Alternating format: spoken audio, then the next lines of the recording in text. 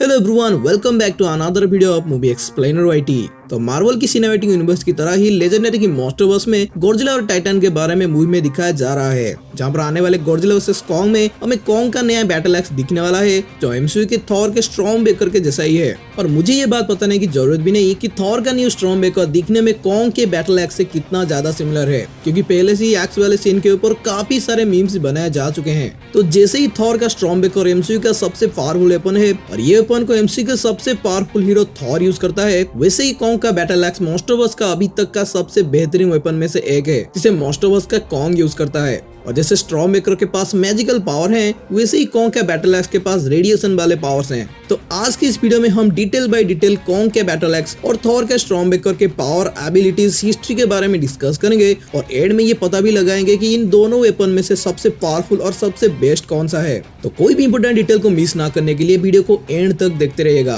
लेकिन video start करने से पहले एक बिग शाउट आउट टू अभिषेक, जिन्होंने हमारे पिछले वीडियो के क्वेश्चन का सही जवाब दिया है। अब टाइम वेस्ट ना करते हुए टॉपिक पर आते हैं।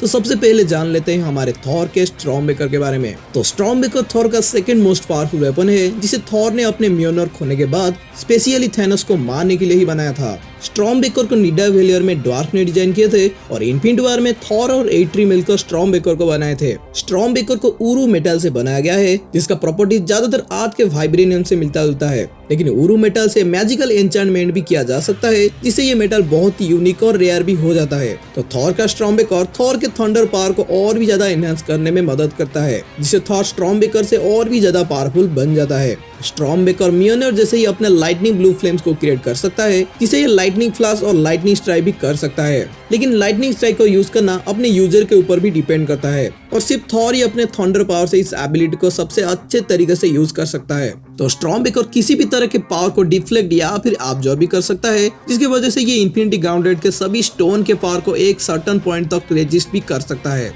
और ये डार्क पावर को भी ओन करता है, जिसकी वजह से स्टॉर्म बेकर के मदद से बाइफोर्स को कंट्रोल करके इंटर डायमेंशनल ट्रैवल भी किया जा सकता है। तो थॉर के स्टॉर्म बेकर में ड्वार्बन मैजिक भी होता है, जिससे ये वेपन के पास कुछ यूनिक एबिलिटीज भी होते हैं, जैसे कि स्टॉर्म बेकर को दूर से ही लेविटेट करके अपने पास लाया जा सकता है और स्टॉर्म बेकर की मदद से थॉर उड़ भी सकता है। स्टॉर्म बेकर ब्लेड वाला वेपन ना होते हुए भी इसका एक्स वाला हिस्सा काफी शार्प रहता है, जो थैनोस के चेस्ट को काफी घायल भी किया था और बाद में थैनोस के सिर को एक ही बार में बॉडी से अलग करने में 1 सेकंड तक नहीं लगा था। तो ओवरऑल थॉर का स्टॉर्म बेकर काफी ज्यादा ही पावरफुल दिखाई दे रहा है। अब कॉन्ग की बैटल एक्स के बारे में बात करें तो कॉन्ग की बैटल एक्स को एंशिएंट टाइम में कॉन्ग के एंसेस्टर ने बनाए थे, जिन्होंने बाद में उसे हॉलो अर्थ में जाकर रख दिए थे। कॉन्ग के बैटल एक्स को गॉडजिला के डोर्सल प्लेट से बनाया गया है और इसके हैंडल को किसी तरह के टाइटन के बोन से बनाया गया है, जिससे ये बैटल एक्स बहुत ही स्ट्रॉन्ग और ड्यूरेबल बन जाता है। और इस वेपन को सिर्फ कॉन्ग जैसे टाइटन के लिए ही बनाया गया है, इसलिए ये किसी मेटल से भी ज्यादा स्ट्रॉन्ग और साइज में काफी बड़ा होता है। तो कॉन्ग के बैटल एक्स का शार्प पॉइंट गॉडजिला के डोर्सल प्लेट से बनाया गया है, जो असल में गॉडजिला के लिए रेडिएशन ऑब्जर्व करके उसे स्टोर करना और टाइम आने पर इसे एटॉमिक ब्रीथ के लिए यूज करने में गॉडजिला के लिए मदद करता है। तो एक तरफ से कॉन्ग का बैटल एक्स किसी भी तरह के रेडिएशन को ऑब्जर्व कर सकता है और ऑब्वियसली गॉडजिला के एटॉमिक ब्रीथ को भी ये 100% रेजिस्ट कर सकता है। इसी वजह से ये एटॉमिक ब्रीथ को बेंड भी कर सकता है और कॉन्ग इसे शील्ड की तरह भी यूज करता है। तो अगर कॉन्ग का बैटल एक्स एटॉमिक ब्रीथ को रेजिस्ट कर लेता है तो ये बहुत ही हाई टेम्परेचर को भी रेजिस्ट कर सकता है। और हमें ये भी पता है कि गॉडजिला के dorsal plate concrete melting temperature को भी आराम से रेजिस्ट कर सकता है। ये एक्स हाई रेडिएशन या फिर एटॉमिक ब्रीथ को ऑब्जर्व करके चार्ज हो सकता है, जिसे बाद में अपने स्ट्राइक के लिए इस्तेमाल किया जा सकता है। और इस एक्स एटॉमिक स्ट्राइक गॉडजिला के एटॉमिक ब्रीथ से 3 गुना तक ज्यादा पावरफुल हो सकता है। एक्स में लगा हुआ गॉडजिला का डोर्सल प्लेट काफी स्ट्रॉन्ग, हेवी और शार्प होता है, जो एक बड़े से बोन के साथ जुड़ा हुआ होता है। तो कॉन्ग के बैटल एक्स का हैंडल किसी तरह के टाइटन के बोन से बनाया गया है, लेकिन ये चांसेस है कि ये मिटोस, म्यूटो प्राइम या फिर किसी ऐसे ही टाइटन के बोन से बनाया गया होगा। तो ये बोन कॉन्ग के एक्स को सिर्फ स्ट्रॉन्ग हैंडल की तरह कंप्लीट नहीं करता, बल्कि कॉन्ग के एक्स को और भी ज्यादा पावरफुल बनाता है। तो ये हैंडल रेडिएशन ऑब्जर्व करके रेड ग्लो करता है, जैसे कि म्यूटो के लेग्स ग्लो करते हैं। और म्यूटो रेड ग्लो तभी करते हैं जब वो अपने ईएमपी यानी कि इलेक्ट्रोमैग्नेटिक पल्स यूज करते हैं। ईएमपी एक इलेक्ट्रोमैग्नेटिक रेडिएशन ब्लास्ट होता है, जो न्यूक्लियर एक्सप्लोजन में क्रिएट होता है, जिसे म्यूटर्स अपने बॉडी में क्रिएट करते हैं। और इस एक्सप्लोजन में इलेक्ट्रोमैग्नेटिक वेव क्रिएट होता है, जो सभी तरह के वोल्टेज और करंट फ्लो को रोक देते हैं। और ईएमपी से गॉडजिला का एटॉमिक ब्रीथ भी काफी तरह से अनस्टेबल हो जाता है। इसलिए शायद कॉन्ग के एस के पास ईएमपी मौजूद होने से गॉडजिला का हाई रेडिएशन एटॉमिक ब्रीथ का पावर भी ऑटोमेटिकली रिड्यूस हो रहा होगा। और इसी वजह से शायद यहाँ पर गॉडजिला का एटॉमिक ब्रीथ पहले से उतना ज्यादा नजर नहीं आ रहा है।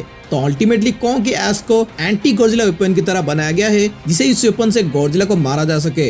लेकिन कॉन्ग के एक्स पावर के मामले में थॉर के स्टॉर्मब्रेकर से एकदम ही ऑपोजिट है। जैसे कि स्टॉर्मब्रेकर लाइटनिंग और इलेक्ट्रो एनर्जी को ऑन करता है, वैसे ही कॉन्ग का बैटल एक्स रेडिएशन और एटॉमिक पावर को कंट्रोल करता है और इलेक्ट्रो और एटॉमिक एनर्जी को रिड्यूस भी करता है। वहाँ पर स्टॉर्मब्रेकर हर तरह के पावर और एनर्जी को ऑब्जर्व कर सकता है और कॉन्ग का बैटल एक्स किसी भी तरह के रेडिएशन को ऑब्जर्व कर सकता है। लेकिन दोनों ही वेपन एनर्जी डिप्लेट कर सकते हैं और हाई टेम्परेचर को भी रेजिस्ट कर सकते हैं। तो दोनों ही वेपन काफी पावरफुल हैं और कुछ पॉइंट में एक दूसरे से आगे भी। जैसे कि स्टॉर्मब्रेकर ड्यूरेबिलिटी के मामले में कॉन्ग के बैटल एक्स से ज्यादा स्ट्रॉन्ग है, वहीं पर कॉन्ग का बैटल एक्स स्टॉर्मब्रेकर से कई गुना तक बड़ा है। जहाँ पर कॉन्ग का बैटल एक्स को चार्ज करने के लिए बार बार रेडिएशन चाहिए, वैसे थॉर के बिना स्टॉर्मब्रेकर के ज्यादातर पावर कम पड़ जाते हैं। कॉन्ग का बैटल एक्स गॉडजिला के हाई रेडियो एक्टिव और हाई टेम्परेचर के एटॉमिक ब्रीथ को रेजिस्ट कर सकता है, जबकि स्टॉर्मब्रेकर इंफिनिटी स्टोन के पूरे पावर को एक साथ रेजिस्ट कर सकता है। तो अभी तक हम दोनों ही वेपन के डिटेल को अच्छे से देखने के बाद हमें ये पता चल गया है कि दोनों ही वेपन अपने यूनिवर्स में काफी पावरफुल वेपन रही है।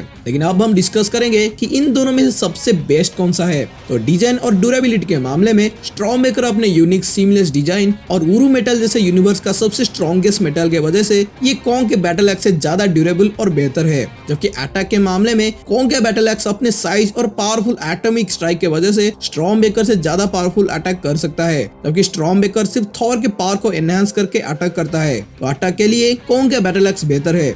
पावर ऑब्जर्वेशन के मामले में स्टॉर्मब्रेकर पूरे 6 इंफिनिटी स्टोन के पावर को रेजिस्ट कर सकता है, जबकि कॉन्ग का बैटल एक्स सिर्फ रेडिएशन और टेम्परेचर को रेजिस्ट कर सकता है। तो पावर ऑब्जर्विंग और शील्ड के मामले में स्टॉर्मब्रेकर ही बेस्ट है। और डैमेज के मामले में कॉन्ग का बैटल एक्स का साइज स्टॉर्मब्रेकर से काफी बड़ा है और बैटल एक्स का एटॉमिक स्ट्राइक स्टॉर्मब्रेकर से काफी ज्यादा डैमेज कर सकता है। तो डैमेज के मामले में कॉन्ग का बैटल एक्स बेस्ट है। तो अभी इन दोनों वेपन के बीच टाई हो चुका है और मैं अपने ओपिनियन से सिर्फ किसी एक को चूज नहीं कर सकता। लेकिन यहाँ पर स्टॉर्मब्रेकर के पास नंबर और पावर मौजूद है, जिसे शायद सिर्फ थॉर ही यूज कर सकता है। और कॉन्ग का एक्स भी इतना ज्यादा बड़ा है कि कोई नॉर्मली उसे यूज भी नहीं कर सकता। अगर आप स्टॉर्मब्रेकर के साइड में हो तो कमेंट पर #थॉर, और अगर आप कॉन्ग के बैटल एक्स के साइड में हो तो #कॉन्ग कमेंट कर दीजिए। तो नेक्स्ट वीडियो तक जिसका वोट ज्यादा होता है वही विनर होगा और विनर को मैं अपने नेक्स्ट वीडियो में रिवील कर दूंगा। तो अपने फेवरेट वेपन को वोट देने के साथ साथ आज का वीडियो आपको कैसा लगा मुझे कमेंट पर जरूर बताएं।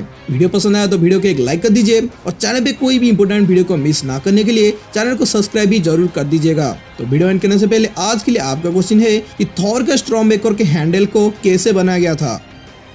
तो फ्रेंड्स आज के वीडियो को यहीं पर ही एंड करते हैं, लेकिन अब फिर मिलेंगे इसी चैनल पर किसी और एक इंटरेस्टिंग थ्योरी और एक्सप्लेनेशन के साथ। Till then be safe, be smart and keep watching movie explainer YT।